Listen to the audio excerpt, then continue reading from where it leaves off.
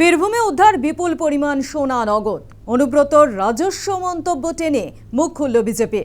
অনুব্রত যোগের ইঙ্গিত বিজেপি বিধায়ক ধ্রুব সাহার।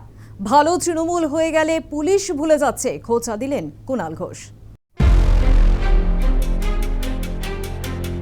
বীরভূমে উদ্ধার থোক থোক টাকার বান্ডিল, উদ্ধার রাশি রাশি সোনার বার, বিস্কুট। বিপুল সম্পত্তি উদ্ধার অনুব্রত মণ্ডল ঘনিষ্ঠ অবৈধ খাদান ব্যবসায়ী টুলু মণ্ডলের আত্মীয় মিনার মণ্ডলের বাড়ি থেকে। পুলিশের তল্লাশিতে টাকা উদ্ধারে অনুব্রতর নাম জড়িয়ে যাওয়ায় নতুন করে জল্পনা তৈরি হয়েছে। ওয়াকিবহাল মহল স্মরণ করিয়ে দিচ্ছে সাম্প্রতিক সময়ে অনুব্রতর একটি মন্তব্য। কলকাতায় এসে বীরভূমের দাপুট তৃণমূল নেতা মন্তব্য করেছিলেন, জেল যাত্রার আগে বীরভূমের একটি পাথর খাদান থেকে 3.5 কোটি টাকা রাজস্ব আদায় করে দিতেন রাজ্য সরকারকে।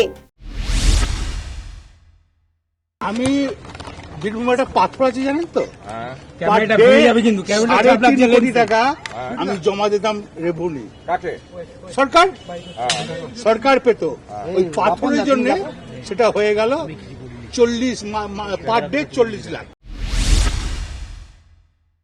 বুধবারে পুলিশের তল্লাশিতে টুলু মণ্ডলের আত্মীয় মিনারের বাড়ি থেকে কোটি কোটি টাকা উদ্ধারে 15 দিন পুরনো অনুব্রতর মন্তব্য নতুন করে প্রাসঙ্গিক হয়ে উঠেছে।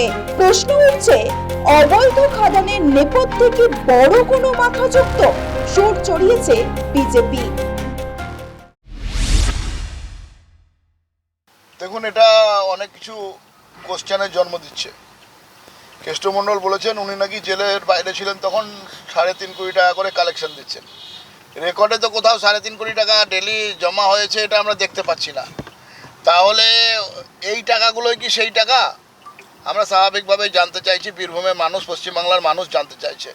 আমি নিশ্চিতভাবে বলতে পারি এই টাকা উদ্ধার এ তো ঝাঁকি হ্যায়, আরও অনেক অনেক টাকা সিউড়িতে তথা বীরভূমে বাকি হ্যায়। বিজেপি যখন তৃণমূলের দিকে খাদান দুর্নীতিতে জড়িত থাকার ইঙ্গিত করছেন, সে সময় কালীঘাটপন্থী তৃণমূলও হাত গুটিয়ে বসে নেই। বিরোধী গোষ্ঠীতে ঢুকে পড়া অনুব্রতর জড়িত থাকার পরোক্ষ ইঙ্গিত দিয়েছে কালীঘাটপন্থী তৃণমূল। এই প্রসঙ্গে রাজ্যের পুলিশ মন্ত্রীকে খোঁচাও দিয়েছে। ভালো তৃণমূল হয়ে গেলে পুলিশ ভুলে যাচ্ছে, খোঁচা দিয়েছেন কুণাল ঘোষ। আপনার পুলিশ অনেককে দেখতে পাচ্ছে, অনেককে দেখতে পাচ্ছে না, তো এটা তো হওয়া ঠিক নয়। মাননীয় মুখ্যমন্ত্রী যদি দুর্নীতির বিরুদ্ধে বলতে যান, তাহলে যারা তৃণমূল থেকে দূরত্ব তৈরি করছে, যাদের বিরুদ্ধে বহু অভিযোগ আছে, যারা ভালো সাজছে, তো তাদের ক্ষেত্রেও একইভাবে আইন প্রযোজ্য হওয়া উচিত। এবং আপনার পুলিশ বা সিআইডি বা সিবিআই বা ইডি, তাদেরও একইভাবে অ্যাকশন নেওয়া উচিত। এই বিপুল পরিমাণ সম্পত্তি কি খাদানেরই অবৈধ টাকা, সেটা বুঝতে পেরেই কি তৃণমূলের সমস্ত পন্থীরাই দূরত্ব বাড়াচ্ছে? কুণাল ঘোষ অনুব্রত মণ্ডলের দিকে আঙুল তুলেছেন। পাল্টা প্রশ্ন উঠছে, এতদিন কেন চুপ করেছিল কালীঘাট শিবির? অনুব্রত মণ্ডল তো এতদিন মমতারই বিশ্বস্ত সঙ্গী ছিলেন। দায় কি এড়াতে পারেন প্রাক্তন মুখ্যমন্ত্রী? News time.